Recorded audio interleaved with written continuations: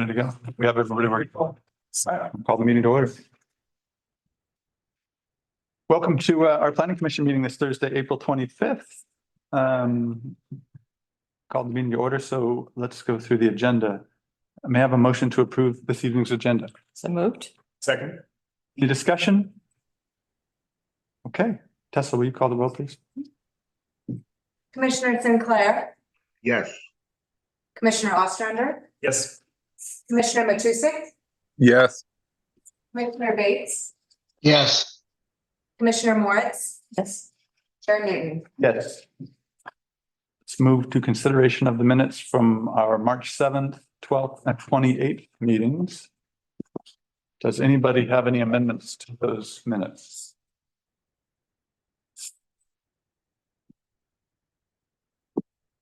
Take that as a no. Okay. May I have a motion to approve those minutes? So moved. Second. Any discussion? Okay, Tessa, will you call the roll, please? Commissioner Ostrander, Yes. Commissioner Matusik, Yes. Commissioner Bates, Yes. Commissioner Moritz, Yes. Commissioner Sinclair, Yes. Chair Newton. Yes. Okay, let's move to the public comment section of our meeting tonight. If you'd like to speak tonight and have an issue you believe that is in the purview of the planning commission, please come forward. We'll give you 3 minutes. Try to limit it to 3. We won't hold you exactly to 3, but do try to keep it within our purview. First raise your hand. I'll recognize you, or if you're online, raise your virtual hand. I'll recognize you. Come forward, state your name and your mailing address, and then you'll have 3 minutes to let us know what's on your mind. Is there anyone in the audience who'd like to make a public comment at this time? Is there anyone online who'd like to make a public comment?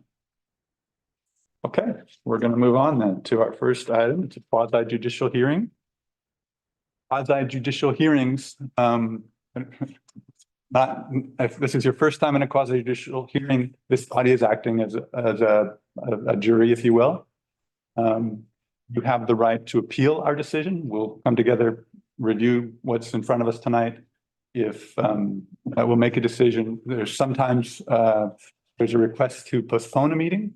You can make that continuation is what it's called, request for continuation. You can continue the meeting.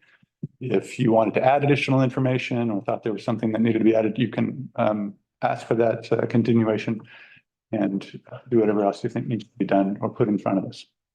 If you don't agree with the decision this body comes up with, you have the right to appeal this decision to the city council. And am I right, 30 days? I believe it's 14. 14. I'm glad I asked. Yep, 14 days. Hopefully you don't disagree, but inevitably, I shouldn't say inevitably, about half the time. Sometimes that's a politically correct answer. People don't agree with us. So let's get started. This is a public hearing of P2301 and V2401. Integra Properties requesting a petition and variance. P2301 and V24-01. Integra Properties request for petition and variance to public street frontage requirements. The property is located at 124 through 126 North Hemlock Street, tax lot 6300, map 510-19DD. The property is zoned C1 limited commercial. This request will be reviewed under the municipal code, chapter 16, subdivision divisions, and chapter 17.8 for variances.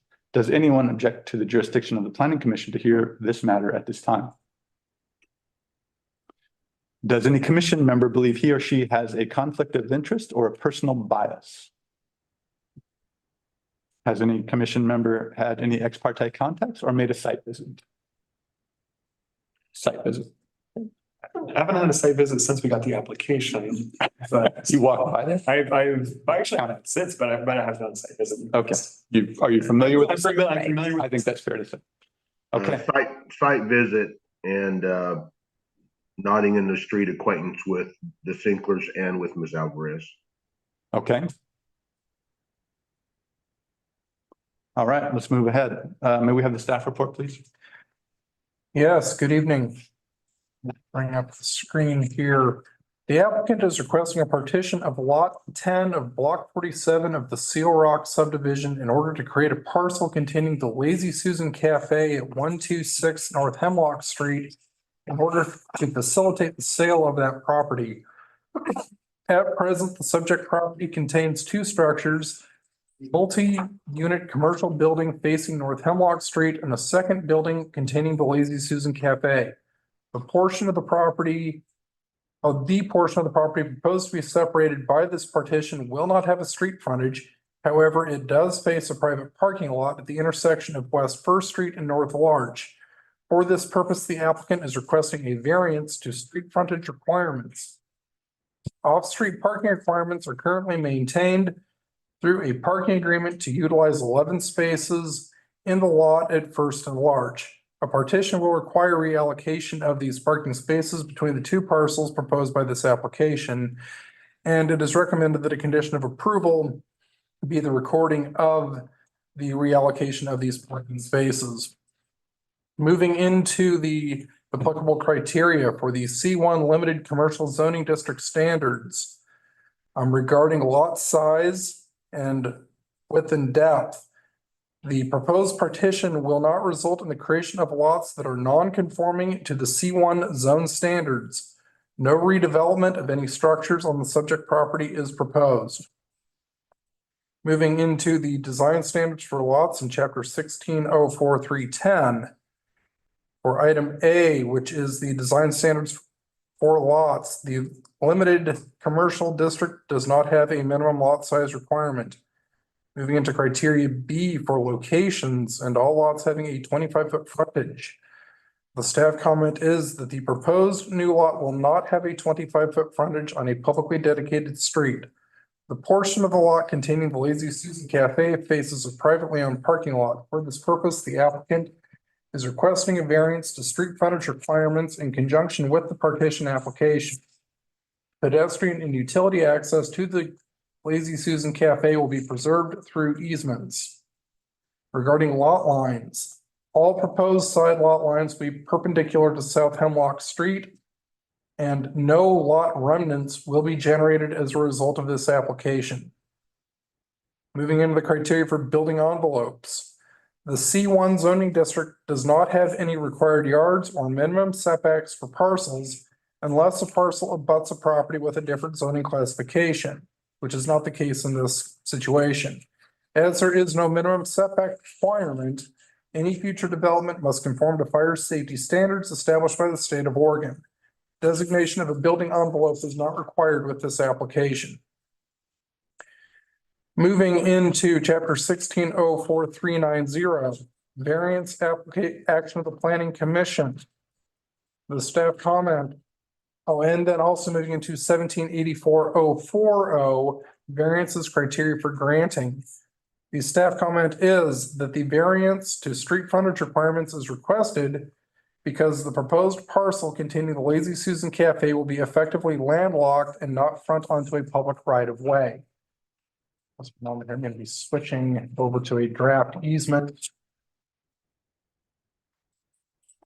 Lot design standards for CDMC chapter 16 require a 25-foot frontage onto a public right of way, which will not be possible given the area's development pattern.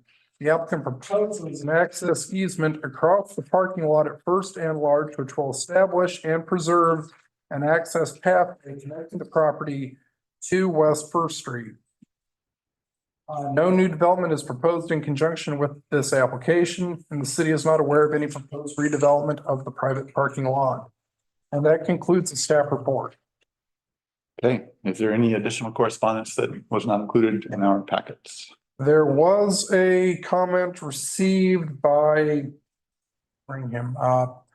Patrick Lathrop on April 22nd. I believe that was sent out to members of the Planning Commission. That's the most recent correspondence that we have. Okay. One thing I didn't explain well at the beginning of the meeting, we'll move into our public testimony. The way this typically works, we have the applicant come up, talk about the proposal, any representatives of the applicant come up at that time. We then ask any proponents of the request to come up. We then ask opponents to come up, and then the applicant has an opportunity to respond to anything that's been said by opponents. We then close the public testimony section. We may ask questions of the applicant because once we close the public session, we are not able to ask questions. So if something comes up or something we read generates a question, we may ask a little more detail about that. Or if there's something that we have asked a question about, feel free to add a little more information about something that you've been asked about. Okay, so we'll move to the script here. The pertinent criteria to be considered are noted in the staff reports and listed in the criteria sheets on the meeting page of the city's website. Testimony, arguments, and evidence must be directed toward those criteria or other criteria in the comprehensive plan or municipal code which the person testifying believes apply to the decision. Failure to raise an issue accompanied by statements or evidence sufficient to afford the decision maker and the parties an opportunity to respond to the issue precludes appeal based on that issue. Prior to the conclusion of the initial evidentiary hearing, any participant may request an opportunity to present additional testimony, arguments, or evidence regarding the application. The Planning Commission shall grant such requests by continuing the public hearing or leaving the record open for additional written testimony, arguments, or evidence. Persons who testify shall first receive recognition from the chair, state their full name and mailing address, and if appearing in a representative capacity, identify whom they represent. Is there a presentation by the applicant? Yes. Please come forward.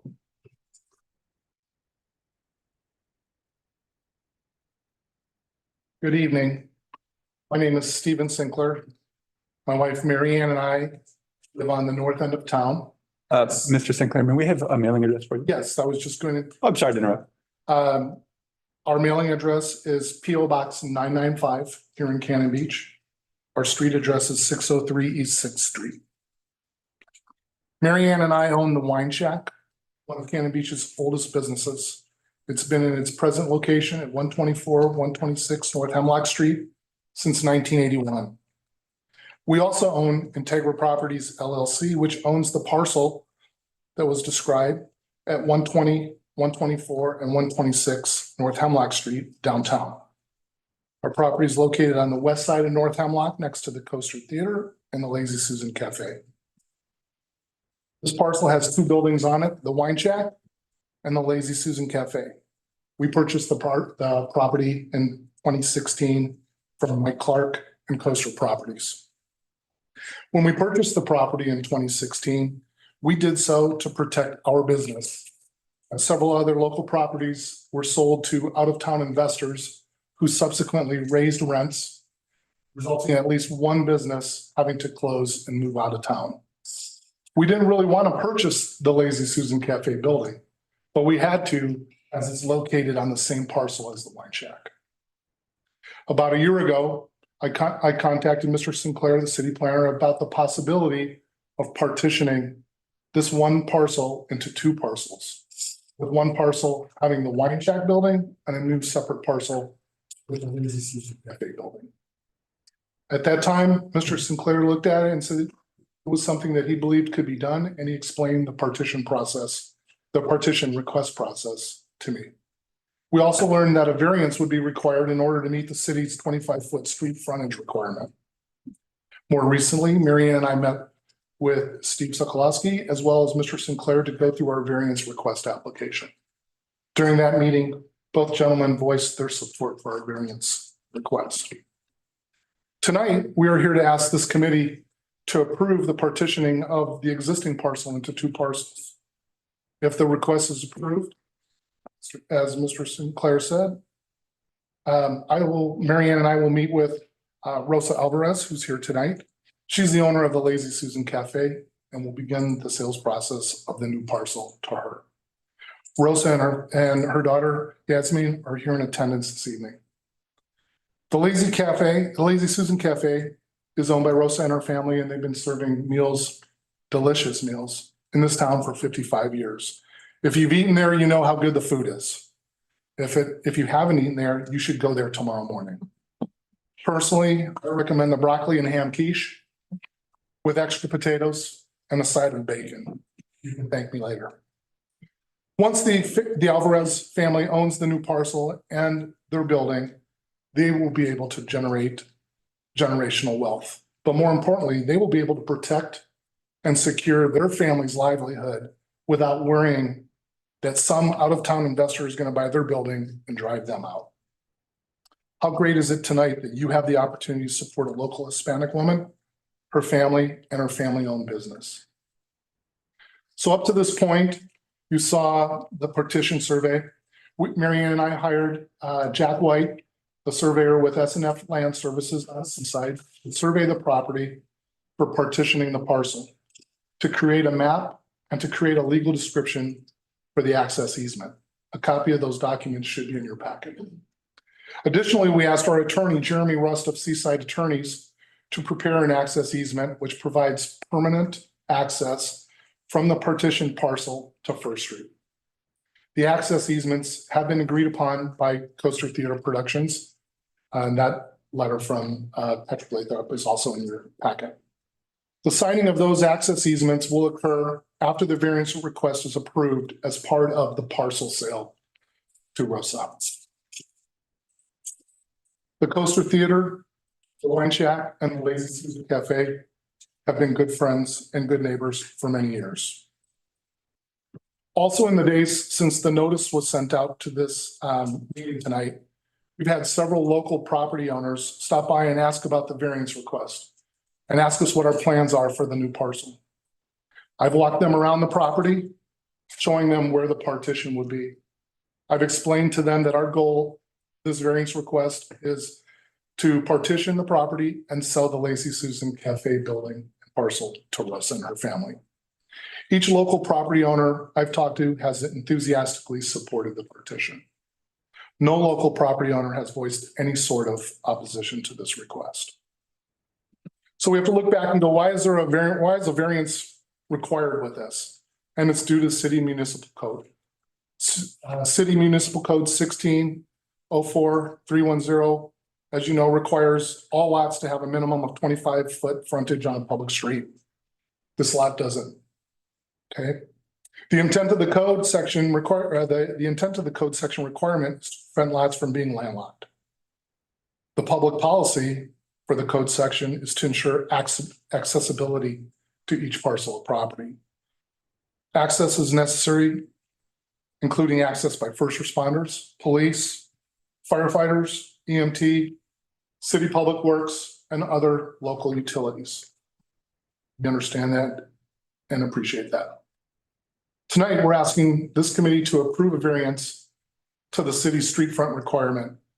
And we believe that our variance request should be approved for the following reasons. One, there's no physical change to either parcel, as was described. There is no actual change in access to the partitioned parcel. Third, the agreed upon access easement guarantees permanent access to the partitioned parcel. Fourth, the new parcel complies with the city's comprehensive plan. And fifth, approving this parcel does not set a city precedent. Let's look at these separately. First, no physical change to the parcels. There is no physical change involved with this request. There'll be no physical change, as Mr. Sinclair stated, to either parcel after the petition. The two parcels will look exactly the same the day after the partition as they do today. The second factor is no change in access to the parcels. As it pertains to the city access requirement, there are multiple access points to the parcel. Parcels can be accessed from First Street, from North Larch Street, and from North Hemlock Street. Although the new parcel is technically landlocked, emergency responders, city public workers, and utilities will be able to access the new parcel after the partition in the same exact way as they can today. Today, if a first responder was en route to the Lazy Susan Cafe, they would access the property either through the First Street, through the private parking lot, or from North Larch Street, which there's two entrance points through the private parking lot, or they would stop in front of the Wine Shack, go across our patio to the Lazy Susan Cafe. We know because we've had emergencies at these properties. After the partition, the first responders will access the property in the same exact way. In our variance request application packet, we included 11 photographs which show the access points and routes from First Street, North Larch Street, through the parking lot to the partitioned parcel. Third, The agreed upon access easement guarantees permanent access to the partition parcel. An easement is a legal right to use another property owner's property for a limited use. Easements are commonly used in situations like this where a property would otherwise be landlocked, thereby allowing an owner of a landlocked property to obtain rights which allow for legal access to the property. As I mentioned earlier, Coaster Theater Productions and Integra Properties LLC have agreed to an access easement which provides the partition property permanent access to First Street. With this access easement in place, we believe the partition parcel meets the city code. Fourth, the partition request embraces principles set forth in the city's comprehensive plan. The vision statement of the city's comprehensive plan refers to the importance of community diversity, family-owned businesses. These are essential to the fabric of the Cannon Beach community. The vision statement also refers to the importance of compact development patterns where various land uses are readily accessible to residents and visitors, including buildings that are generally small in scale and appropriate to their setting, and compact commercial areas that are pedestrian oriented and appropriate to their setting in scale. Buildings that are generally small in scale, appropriate to their setting, compact commercial areas that are pedestrian oriented and are readily accessible from adjoining residential areas. The requested partition variance complies with and supports each of these city values. From reading the 37-page comprehensive plan, which includes a section specific to the downtown, it is evident that the plan puts an emphasis on those elements which create the feeling of a village, small, diverse, and accessible. Nothing in this variance request is contrary to the comprehensive plan. Instead, this partition request aligns squarely with those elements. Next, the requested partition does not create a new precedent for the city. Approval of this variance request does not create a new precedent for the city as there already are similarly landlocked parcels. One parcel at 256 North Hemlock Street is located downtown behind Bruce's Candy Kitchen, which is 1 block to the north of our property. That landlocked property has one access route through a driveway to a parking lot just north of Bruce's and just south of the old gas station. When comparing these two landlocked properties, there's substantially more access to our proposed parcel than there is to the existing landlocked parcel. One can access our proposed new parcel from multiple routes, from First Street, from North Large Street, at 2 locations. Whereas access to the parcel at 256 North Hemlock is only accessible through one access route. Additionally, there's one other landlocked parcel even closer to our property. That's 152 North Larch.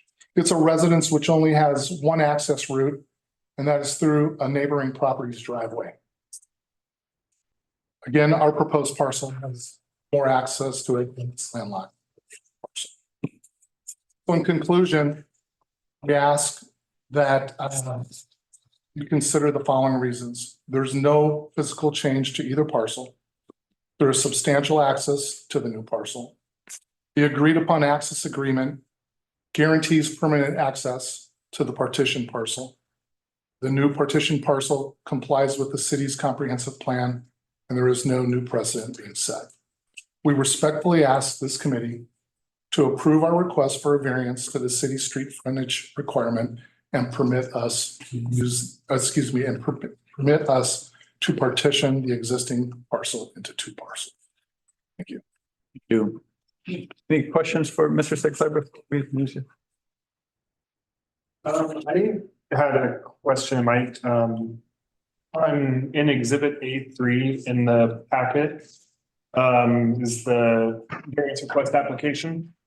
There's you have in the actual written thing, see attached written response for a couple of the answers. And then it looks like the written response only includes answers to 2 of the questions. Are we missing a page from that? Page 3 of A3 seems to start, starts with D and E, answering D and E of question 3 on there, but it doesn't have A, B, and C answered. Are we missing a page? Okay, I think so. Okay. Can you give us? I don't have it because I have a copy of what was sent back. Okay, So what I have with me was basically I printed off what was sent back. okay. So Ask the questions though, Eric? Yeah, I can Answer them. Yeah, absolutely. So it's the overarching question is justification for the variance request. Explain how the request meets each of the following criteria. You answered D and E, but A is how would a literal application of the zoning ordinance requirement impose a practical difficulty or unnecessary hardship? And how would the application of the requirement be inconsistent with the objectives of the comprehensive plan? I think you answered that one just now during that presentation. I agree. B, explain any exceptional or extraordinary circumstances or conditions that are applicable to this property or the intended use of the property, which do not generally apply to other properties in the same zone. I think you answered that as well. I think well, I don't think we have any extraordinary, right? I think It's landlocked. it is landlocked. That's why we're here, right? And then C, explain why the granting of the variance will not be detrimental to the public health, safety, or welfare or materially injurious to properties or improvements in the near vicinity. So I think there's a couple of things. Basically, what Mr. Sinclair said during his part is that there's no change in the properties. And I talked about that as well. There's no violation of any of the setback requirements because of the C1. And then I think it talked a little bit about the access points and how the easement provides permanent access. Does that satisfy? Yeah, no, when I was going. Yeah, I see what you're saying. Now that I look at it, what came back to me, I just printed that off. And yeah, it's not in there. It looks like a page was dropped. Yeah, and that's before your presentation, that was like my main question. I was like, it looks like we're missing a page here, and I didn't quite catch up on it, but yeah, you did answer all those questions in your presentation. You know, one of the things I put in the package was the attachments with the photos. I know not everybody knows our part of the downtown. And so what I try to do is show the map and where we are, and then the green space shows the access easement to First Street. And then I try to kind of just show you through the various photos what it looks like. So you can see from different angles. It's up on the screen right now. We have had EMTs respond to both the wine shack and in front of the Lazy Susan. And one time they came into the parking lot, one time they stopped in front of the wine shack building on North Hemlock and ran across the patio. So none of that would change, right? None of that would change. We're not making any changes in the physical changes at all. Just drawing a line between the two buildings, basically, is what we're doing. An imaginary line. And that's Paint. Les, I see you have your hand up. Do you have a question? I do. Go ahead. Hi, Mr. Sinclair. This is Les Sinclair. I think I understood from reading that that the Lazy Susan requires 11 parking spots. And there was a comment about that allocation would need to be shifted. And I'm looking at Exhibit A3, it's called page 2, where you've actually got an aerial and that proposed easement is mapped on it in green. But I'm having a hard time understanding exactly where the parking spots are going to be reallocated. Should that be included in the easement language itself? I wasn't sure. So the two, right now, the single parcel has 11 parking spots associated with it. So based on the math, doing the formula of square footage between the two buildings, Lazy Susan is going to get allocated 5 parcels to them. The wine shop will have 6 parcels. So it's still in the private parking lot that's behind behind the buildings. Okay, that I understand now. Thank you. That makes sense then. The other question is just, since we don't actually see the easement agreement because it's not been consummated yet, will it be the type of a document that will be attached to the Lazy Susan building forever? In other words, if the Alvarezes should choose to sell it at some point in the future, will they always have this easement? The easement owns the property. I can answer that. Yes. So if you take a look at exhibit A1, that is the present parking and maintenance agreement. And so this agreement is going to have to be tweaked a little bit from the standpoint that this was for the Coaster parking lot parcel as well as Integra Properties. So now the fact that we're creating a parcel 1 and a parcel 2, many of the same things that are likely in this agreement. And you mentioned something about a draft with an attorney. I don't know that we have that and we've spoke about that. But that one of the conditions that staff will be talking about is it's kind of hard to do because you have to create the lot in order to create the agreements and things like that. So some of the conditions that we'll be talking about are potentially saying, hey, we're going to approve conceptually the idea and the concept that you have here. But prior to staff actually signing the partition plat to get recorded, there would be a draft from Integra Properties that basically memorializes everything we're speaking of in terms of the parking, in terms of the access agreement. And so that was going to be a condition of approval that we would be discussing, that this way the applicants know that the plan commission is okay with the partition. So then they would expend the resources necessary to take it to the next step to create the documents that we're speaking of to guarantee that, yes, Lazy Susan will have this access agreement to address the 25-foot lot frontage requirement, and Integra Properties and Lazy Susan will have 11 spaces, 5 and 6 as previously described, so that if, for example, the parking lot, which is private, somehow, some way did something else down the line, these properties always would have access and parking available to them. And so one of the things that staff will be recommending, if the plan commission chooses to approve the partition plat, which staff will be recommending as well, is certain conditions that allows the applicant to know that they've been at least approved, but these documents have to be provided to us before we actually sign the plat. They would get that recorded, the lot would be created, and then another condition, maybe 30 to 60 days, I might ask for some input from the applicant because they tend to know how long a transaction may take place.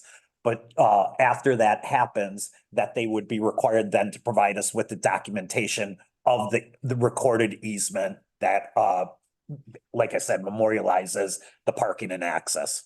Does that sound about right from your perspective? Yeah, and I'll just add that the easement runs with the land, so that easement is recorded on that parking lot, it is forever on that parking lot. And then the language, the actual language that describes the easement would tie it to the building. So if they ever sell the building, whoever the new building owner is, has the same benefit to that easement. And if the parking lot is ever sold, whoever buys the parking lot is tied to that agreement. So they're tied together. Just, sorry, total point of order here. Forgive me for being a stickler. May we have your name and mailing? I'm Mary Ann Stickler. Okay. PO Box 995. Great, thank you. I'm a realtor. So. You get it. Great, thank you. All right, Any other questions? Thank you, Mary Ann and Steve. That answered my questions very nicely. Thank you. I had some things that were coming to my mind as I walked around the property, having, I guess, to do with the concept of access, and it was around utilities. I didn't see power lines. So I'm assuming they're underground. Yep. I don't know where they are. I was going to ask Steve to talk a little bit about water lines and sewer lines. I saw somewhere, I think there's a reference to a sewer easement, maybe through that courtyard.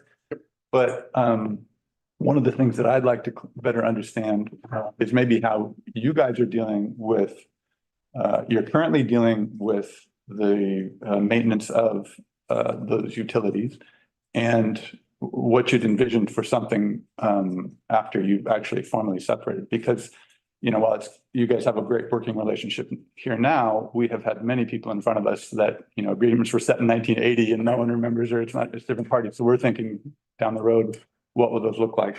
So, you know, water, sewer, electric.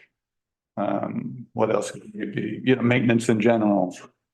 Yeah, and those are some of the things that we had spoken about. For example, if you take a look at the partition plat, it may be difficult to see, but well, actually, you can actually see here are the water meters, and both of them are on Integra's property. Could you point more specific? Those are these. Yeah, thank you. And then things like, say, for example, the sidewalk and responsibilities and things like that. So maybe that would be a question for the Sinklers to address in terms of, hey, once this gets done, what's the agreements between yourselves in terms of how you address that? Yeah, that goes back to, there's still a lot of work to be done after a vote to approve. So there'll be maintenance agreements. There are already maintenance agreements between us and the Coaster Theater for the patio, because the sewer lines go from both of the buildings, the Lazy Susan building and the Wine Shack building, over to a pump station that's on Coaster Theater's property. That kind of reservoir there in the front? Yeah, okay. Box towards the front of the Coaster Theater's property. And that's a pump station. It's a pump station. Interesting, okay. Yep. There's an elevation. Yeah, so we pay a portion of the maintenance towards that. We pay a portion, towards the parking, we pay a portion of the maintenance for parking, for the recycling. So there's all sorts of agreements between us and Coaster at this point. So those will get redrafted to include the Lazy Susan in there. So that's part of the work that happens between now and the final sale or transfer of ownership to Lazy Susan. Got it. Okay. So really there's two parties now, and it's not an HOA, but kind of the way my mind works, you have this kind of Correct. common area. Correct. And it will be three parties now to that common area that needs to be worked through. Okay, that's helpful. Thank you. Any other questions? Yeah, I'm curious what assurances we have. You brought up the sale to the Alvarez family. What assurances do we have that that sale actually happens? It doesn't sound like it's under any contract yet. So what precludes you from listing it on the market and selling it to some out-of-town investor? Well, we couldn't put it on the market yet because it doesn't exist, right? There is no parcel there to put on the market. The reason why we're partitioning it is to sell to. But we can enter into a sale agreement before we close this up. That's fine. We're all on board with that. That's important. I We've mean, been waiting for a long time. to right, do but that's why we haven't done it up to this point. Right, but I'm just saying if that would make, I didn't catch who was saying that, if that would make them feel comfortable, there's no reason we can't do that. That was actually a concern I had, and then saw that Rosa was here, and so I was assuming they were gonna speak in favor of this at some point, and I was gonna wait until we got to that point to ask again, but that was a concern. You know, it's a fair question. Yeah, and I understand there's no lot to sell yet, but assuming we grant this, that's my concern. Yeah, we can. Understood. Sale agreement contingent upon all of this. We can connect it all together. Okay, great. Other questions? Great. Thank you, Mr. Vicky. I'm realizing we have a lot of St. Clair's in the room tonight. We do. Thanks. Okay, there we go. Thank you for the question. Amen to that. Are there other presentations by the applicant? Please come forward. Good evening, everybody. Evening. I'd like to start off by saying I am very nervous. I've never done this before since high school. So We're all fans. please bear with me. Right, how can you not? And I'm very emotional about this. This is huge for me and my family. My name is Yasmin Maldonado. My mother is Rosa Alvarez. Mailing address is 2009 Huckleberry Drive, Seaside, Oregon. I am here to advocate for a historic opportunity that stands before us. The potential sale of the Lazy Susan building to my mother, Rosa Alvarez, a dedicated and resilient immigrant woman presents a unique chance to make a profound statement about empowerment, diversity, and inclusivity within our beloved Cannon Beach community. This sale would mark one of the few women and minority-owned building in Cannon Beach, further exemplifying our commitment to equality and representation. Rose's journey is a shining example of the American dream. As an immigrant woman, she has encountered numerous hurdles and setbacks in the restaurant industry. Yet, her unwavering determination and relentless work ethic have allowed her to defy the odds and carve out a place for herself in the industry that is often overlooks individuals like her. Her story is not just of personal triumph, but of resilience and pursuit of generational wealth for her family. The sale of the Lazy Susan Cafe property to my mother is an opportunity to champion diversity empowerment in our community.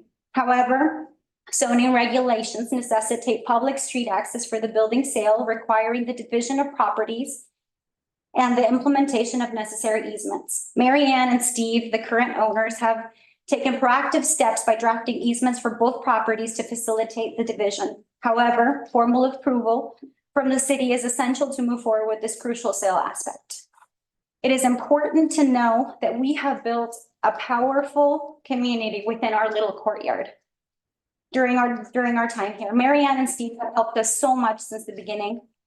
For many years since they've owned it. Patrick Lanthorpe from Coaster Theater has also been incredible to us. He was vital in helping us serve outside during COVID. We have also helped the theater with gift certificates for fundraising. We are a tight-knit community, and I do not foresee any problem with our neighbors in the future. Throughout our history, we have faced challenges together and emerged stronger without any issues hindering our unity. As we navigate this process, let us uphold our values of inclusivity and cooperation. Your approval of the division of the property support for Rosa Alvarez's bid for Lazy Susan property is not just a formality, but a significant step in demonstrating our commitment to fostering and thriving a supportive community for all. I thank you for your time and hope that you are able to see how important this is for our families. Thank you. Thank you. Any questions? Thank you again. Thank you. Bear with us as we ask all these questions. It's nothing against what you guys are trying to do. It's just really trying to make sure we do it well. Thank you so much. Yeah, you're welcome. Are there other applications by the application? Are there other presentations by the applicant? Okay, we'll move to, is there anyone who'd like to speak in favor or as a proponent of this project? No one online, Robert? Is there anyone in opposition who'd like to come forward at this time? Okay. The applicant has one more opportunity to say anything. If there's anything else you'd like to add, or if there's any questions by fellow council members or commission members.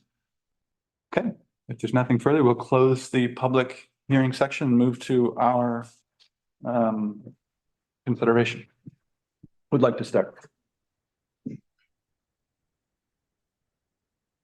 All my questions were all answered. My biggest concerns were if there's the possibility to get a formal agreement that they intend, that there's an agreement of both parties that that's what they're planning on doing, is selling it to the Lazy Susans, and then ensuring that we get the easements and then the appropriate change for the parking. It seems to me that's all.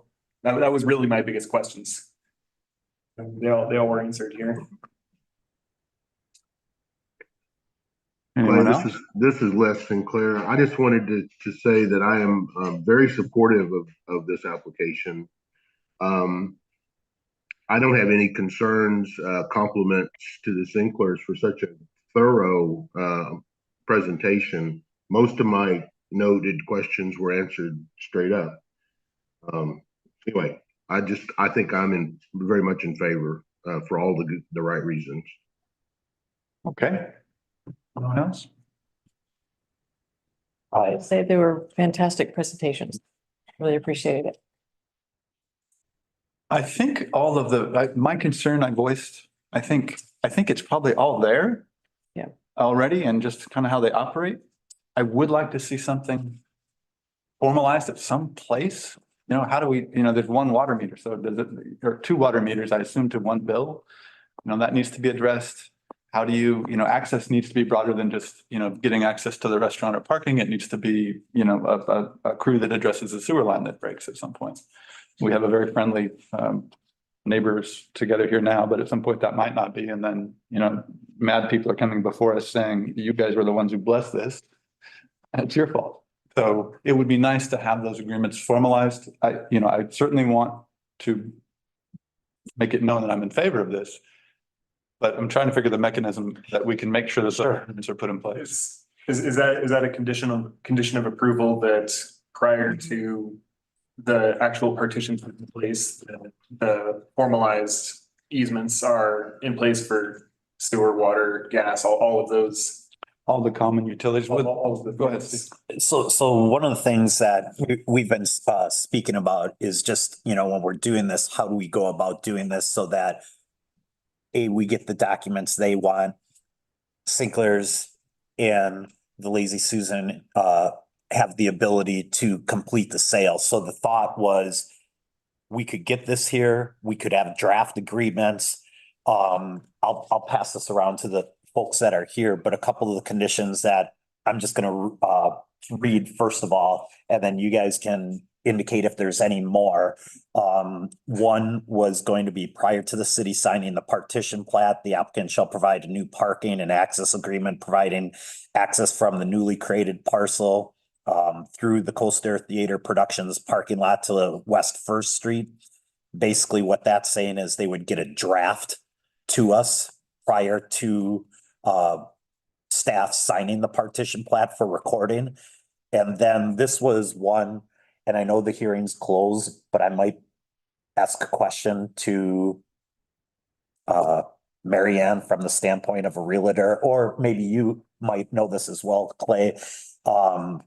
The amount of time that would be reasonable to after the parcels get recorded and after the once the parcels get recorded and created. I was gonna have something that stated that X amount of days. I had 30. I don't know if it needs to be 60. Let's just say 30 days for now. 30 days after the partition plat is formally recorded by Clatsop County, the applicant shall provide the city with a formally recorded access and parking agreement, providing parcel 1 access to West First Street and providing parcels 1 and 2 the 11 parking spots. So that was more of a timing perspective because you can't record the acts or the agreements until the lots are created. So right now it's just the one parcel. So you almost have to record the plat and then afterwards they would come back and have the recorded agreements. And so I don't know if anyone or if there were any other thoughts, but that was the only way that I could think of to verify that those agreements got done. Yet, it's kind of a chicken and an egg type scenario. So we get under that scenario, if I've got this right, let me know. We get drafts of those access agreements. The partition is recorded, and then we stipulate a certain amount of time for the actual recorded access agreement or agreements to be provided to us. That's correct. Okay, I think we can cover the days without jeopardizing opening the. And I can give you guys something you can take a peek at. I had a error in number 2 where it says West First Street with a 5 after it, but other than that, just something to take a peek at if you'd like. And I don't know if you were willing to allow the Sinclairs to speak, but I just didn't know if 60 days is enough time. If 30 days, I don't know. You guys can have that discussion, but maybe there's some input that could be provided from that perspective as well. Okay, I know Bill generally frowns on us doing that. How do fellow commission members feel about us reopening the public comment for thoughts on timing, or do we feel like we have that? I'm fine opening it. Fine. Yeah. Anyone online have objection to us opening the public comment again? No objection. Okay, so we are going to open the public comment again. The purpose behind opening the public comment again is to get your feedback on the timing for providing the city with a recorded access agreement. Do you have any thoughts on that? Yeah, I think 45 to 60 days would be fine. Okay, Yeah. great. And we can always, at least in real estate, you can always ask for an extension if you can't get it, what you need. Okay, We say 60 and then yeah, probably go 60 and be fine. Be fine. This will seem a little silly. Is there anyone else on the side of proponent who would like to address the addition of 60 days to the timing? Is there anyone who objects to that? Or would like to come forward? Okay, then we're going to close it again and go back to our. So Steve, when you're thinking about the access agreement, how does that fit in with the discussion we had about the maintenance agreement? That is not included, and that would That'd be be a- number 3 with a question mark that I didn't get a chance to get to. And so, you know, the other aspect of that is and I guess I hate to do this again potentially, but there was discussion of that it sounded like there was another agreement that was also being discussed to take on those items. The other thing that we could do is we could include that as a condition number 3, or just include that in number 2, that it's the recorded access parking and maintenance agreements between, you know, so in a way, if number 2 got amended, it could incorporate, well, actually both 1 and 2 could incorporate the maintenance of the improvements on the lot. It does get a little tricky in as much as there's access off of a new easement. There's access through a courtyard, and it appears there's also access off of potentially, I could be getting this mixed up, but it wasn't clear to me, also access off a 5-foot footpath on the north. So when we're talking about access, is it clear that it's access to the whole site? Is it clear that, or is it access off of the So- easement? There was one access that has to do with the easement. So that's sort of, we call that the easement access. And it sounds like there's more of a maintenance level access that would be more the footpaths. That would be more the maintenance, but, 'Cause it's and I think the access It would- for those footpaths is covered from a pedestrian standpoint Yeah, something I read, but I know there are. Maintenance. I'm sorry. go ahead. I know that in the plat itself, it talks about some blanket easement documents that applies to all common areas and walkways and subject property along pedestrian traffic. There's a couple of notes on there and then a blanket easement to the parking areas. So there are some things that are out there. so they're already recorded. Which that just so we can see the top left-hand corner. Yep, right there. Notes. It talks about like a blanket easement instrument applies to all common areas, blanket easement applies to parking.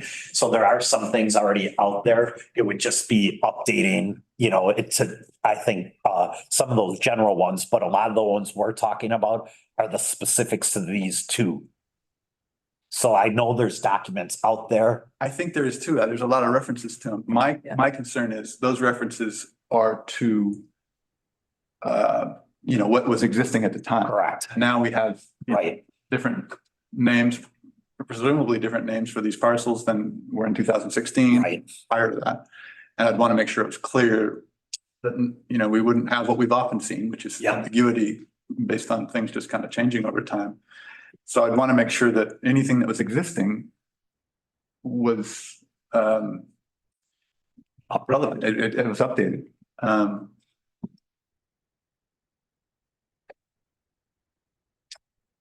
So, does the concern make sense that? Yeah, I mean, I guess my sense is that if there's attorneys working on this, they will be looking at the easement, but also then saying for each parcel, what did they do with the existing easements? And maybe each parcel has that same easement. So wouldn't that just be part of the updated easements that are recorded on each parcel? I would hope. You're right.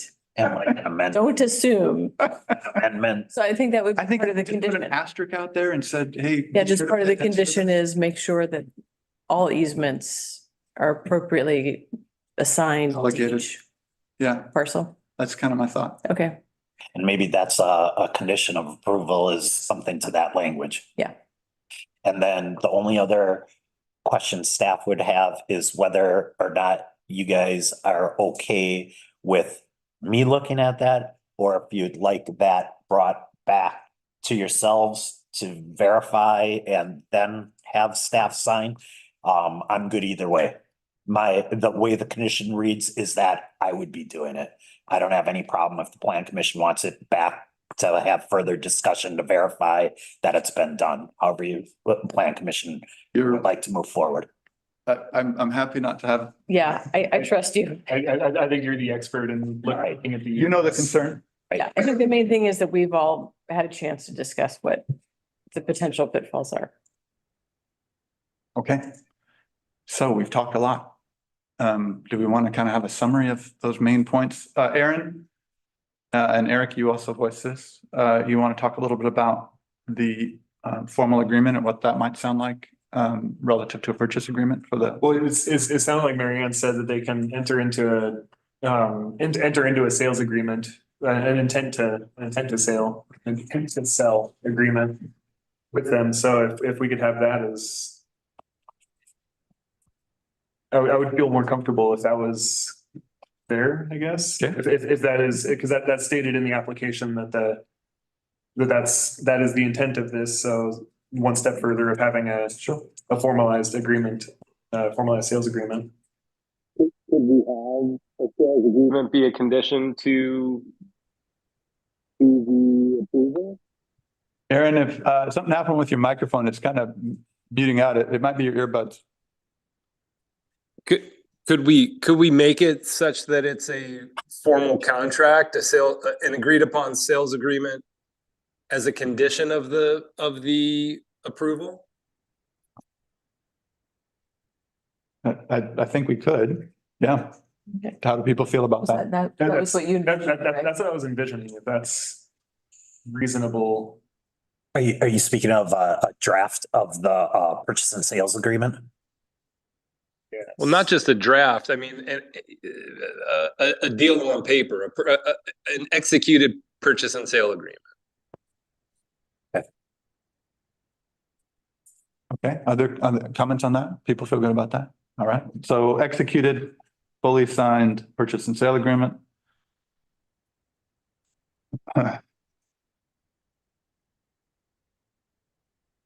And Mickey, you're better at this than I am. How would you summarize what we talked about on that access? Oh, my gosh. Sorry to put you on. So I think what we said was Terrible. we have both the 25-foot frontage access. So that's going to be an easement that we want the planning department to at least see of. Exactly. And then we also talked about access across common areas to each property and current existing blanket easements and making sure that those are properly allocated for each parcel. With some kind of a nod to utilities. I was gonna say the Yeah. usual maintenance and be well updated. Go ahead, Aaron. Was that you? No? But then we also did talk about a general maintenance agreement, which is kind of different from access.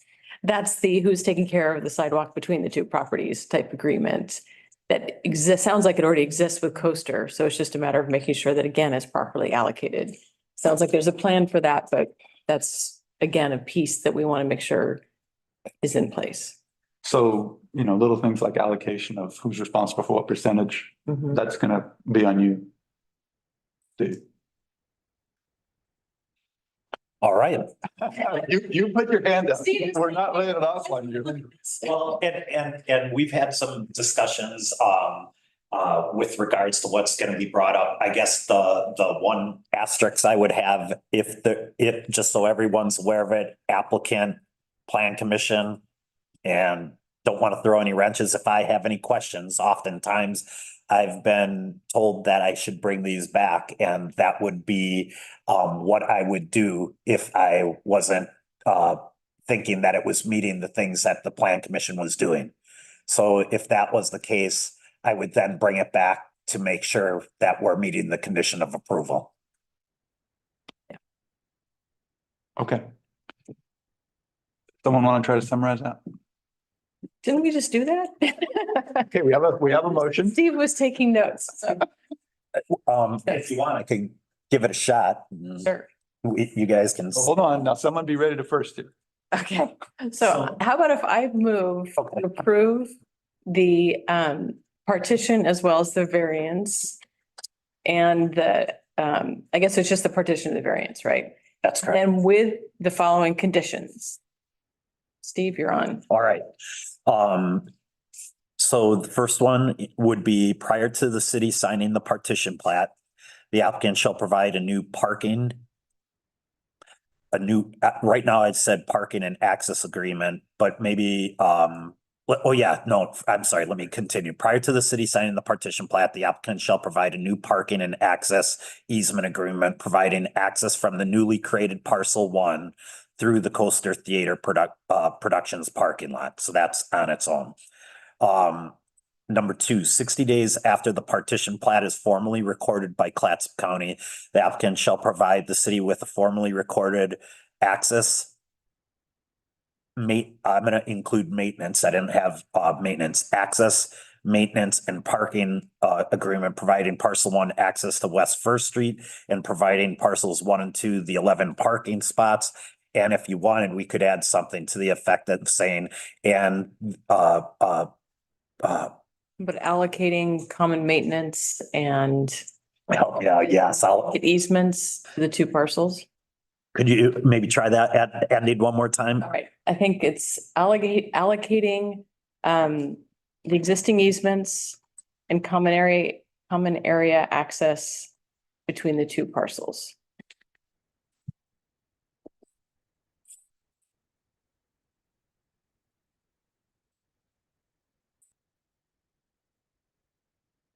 Let's read that. Allocate an existing easement and common area. Access. So basically what we're trying to say there is we're taking a peek at the, agreements we're talking about for the access and the parking, but also the one between parcels 1 and 2 and how those improvements are shared and agreed upon, kind of like what you guys have right now with Coaster, except for your parcels, if that makes sense. Forgive me for being such a stickler here. And I really appreciate dialogue to get it done. Yeah, But sounds good. Yep. Sounds good. And so, and I think that you bringing that up makes a lot of sense because that agreement does need to now be adjusted for each parcel. That's part of that allocation Right. process. So that one needs to be amended. did we get the formal agreement in there? But we did not get the formal agreement yet. I think we were not yet to number Okay. 4. Yes. So this is number 4. I'm on number 3. No, I mean, we have number 4 will be the formal purchase and sale, the executed purchase and sale agreement. That's the 4th condition.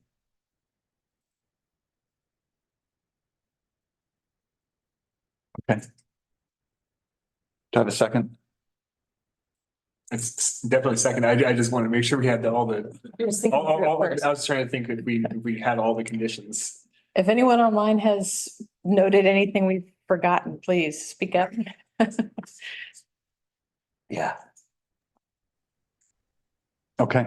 Second. Everybody feel like we've done that well? I think we have. I asked one more. Sorry to, Oh, please, no. 1 and 2 kind of as is number 3, the allocating? Yes. Okay, number 3 is allocating. Okay, and number 4 is the purchase and sales. Great. Okay. Thank you. Okay. Anybody? I'm thinking we got a motion there with a first and a second. Yeah. Any discussion, further discussion? Tessa, will you call the roll, please? Commissioner Morris. Yes. Commissioner Sinclair, Yes. Commissioner Osterheiser, Yes. Commissioner Matusik, Yes. Commissioner Bates, Yes. Chair Newton. Yes. The variance and partition is granted subject to the noted conditions. All right, we'll move on. Thank you.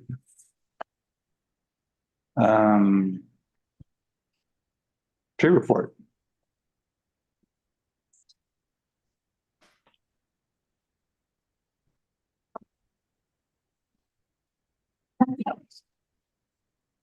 The exception of construction permits issued at 740, 750, and 780 Monica Court, we had a relatively quiet month for the month of March. There were 3 parcels that did have a significant number of tree removals approved in conjunction with approved construction.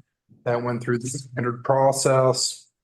And then we had 3 additional hazard trees.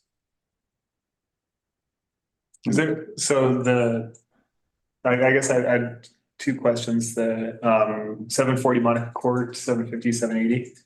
They didn't, there was no required replanting after 54, 17, and 21 trees.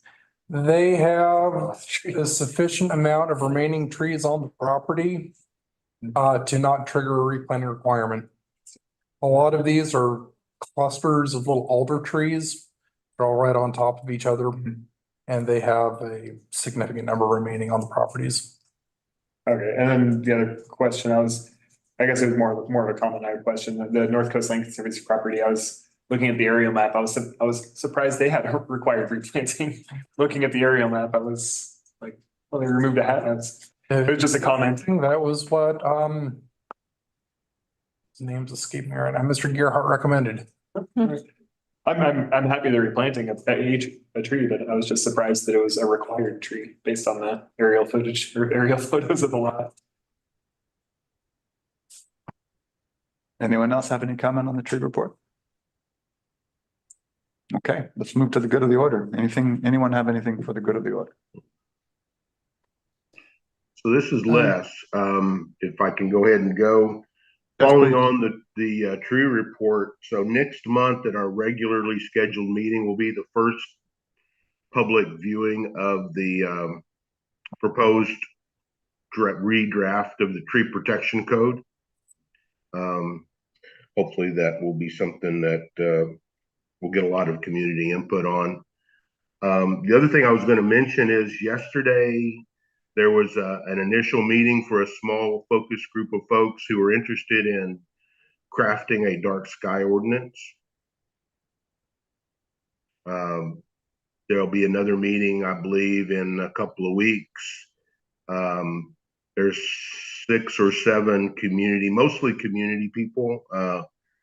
I'm the only commission person that's on the task force.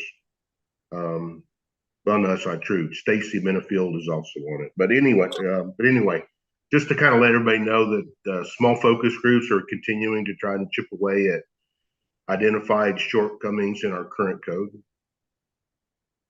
Hey, Les, can you send me an email about that? Is that you, Eric?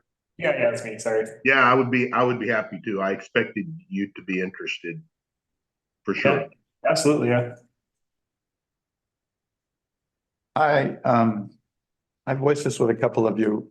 We have at the beginning of our meeting discussion or request for any amendments to the minutes. And it's been a while since I recall any amendments. And I'm thinking about time for staff. Steve and I talked a little bit about this. I'm thinking about possible conflicts between what is written, the perception of what was said, and what is actually recorded, and whether we even need those minutes or to what extent we need those minutes if we have a recording. So we probably need a Bill Kobayasman in the room to answer that, but it's something that was been on my mind and I'd like to bring up next time. I don't know how you all feel about that, but Is it a legal requirement? Because I suspect state ordinances. I suspect there is something along that line, but to what extent? Could we maybe have more of a summary? More abbreviated minutes. More abbreviated, that would save some time. Yeah, please. Yeah, obviously there's city staff that has quite a bit of time that it takes to produce the minutes, the length that they are. I think what would be good is maybe having that discussion when Bill's here. Maybe we could put that as an agenda item and get some feedback. And then if there's the ability, I mean, there are certain times when we understand there's going to be more input that would be better to include when we have specific discussions, whether it's like tonight's matter of utilities or something, and maybe highlight those. But I think if there was the ability to get some general and have the recording as part of it, I think it's something that we would be interested in. So we just don't want to not make light of members' comments or concerns or issues. But at the same time, if there is the ability that we could do a little bit more general, we're all on board. So the recording I know is recorded on the cloud. It's also recorded on YouTube as a live stream. Does the city have a server that has complete control of a copy of Yes. every meeting? Yes. So there is a recording that's owned by the city of Canyon Beach? Correct. So every meeting, when you hear that recording in progress, we don't record to a cloud. We do live stream onto YouTube, but we are also recording onto a computer that then gets downloaded, tweaked a little bit, and then gets put into basically an archived record. Yes. Okay, yeah, that would have been my biggest concern with not having the minutes, is the city not having control. If it's just on YouTube or just on in someone else's cloud, that's not a server that we physically own. No, my understanding is we're statutorily obligated to retain that record. No, if that record exists. Yeah, and I know that Jen Barrett, is interested in these types of discussions too, because, the pages of minutes are pretty significant and they're really particular. Yeah. And if there's an ability to generalize more often, there would still be something brought back to the commission for review, and they could be amended, as necessary. But I think we would appreciate the opportunity to research that further and get some input on that bill. Yeah, it seems like, in addition to saving you and your staff's time, it would keep us from having potentially conflicting. Yeah, that's the thing I worry about. Whether we miss something in the minutes that's not accurate and that. Oh, I look at them so thoroughly. What's on the video versus. Well, and I get it, when you're reading them, you get to that certain point where it starts to. Eyes glaze over. Right. I mean, you guys catch our mistakes. There's a reason why that happens from time to time. Okay, well, let's come back to that. Maybe. Yeah. So Clay, just a side thought, my side thought is, in doing research, one of the few places that I seem to be able to query from outside the city's firewalls is those minutes of the meetings when I'm looking for historical references.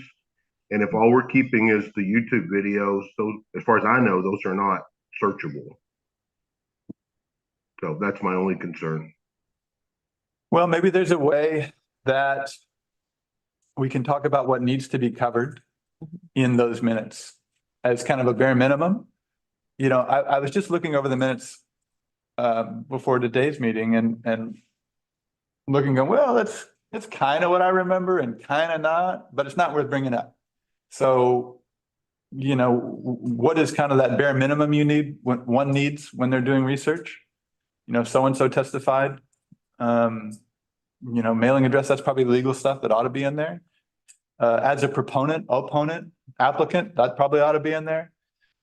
Every word of their letter that's also in there? No. A summary that, potentially could be highlighting points, or maybe a word is interpreted differently than what's actually said. That's where I get a little concerned from just a legal standpoint in the world we live in, with now an actual video record out there of exactly what was said.